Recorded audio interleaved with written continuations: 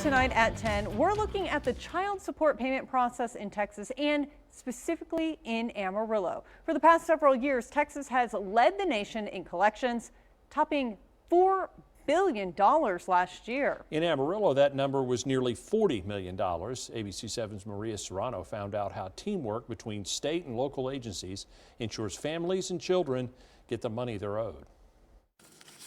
This child support money is ordered and collected by the Attorney General's office through court orders established in the respective counties. In a partnership with the Office of the Attorney General Child Support Division, the Potter and Randall County District Clerk's Office, and then the associate judges. Hernandez says these collections are not necessarily as a result of a parent that didn't pay in the first place. There will be some instances where we may have had to enforce a child support obligation. We don't necessarily feel like we track people down. The majority of our cases will pay based on a wage withholding order or a parent's willingness really to participate in the program and in the lives of their children. This is Judge Fowler. He deals with child support cases in counties like Potter and Randall and tells me there's different situations where this court comes into play, like folks being behind on their obligations or if it needs to be adjusted or modified.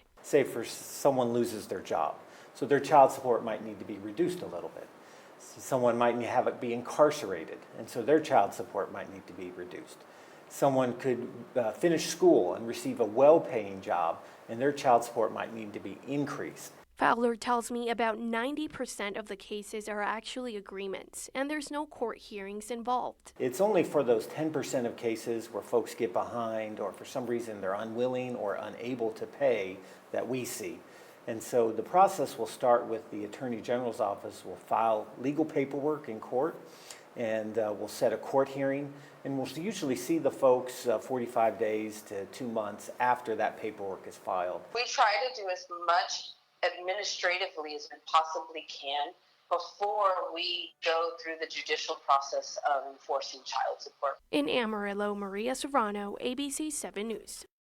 And Texas state law says a parent who fails to pay child support can be sentenced to jail time for 6 months to 2 years and a fine of up to $10,000.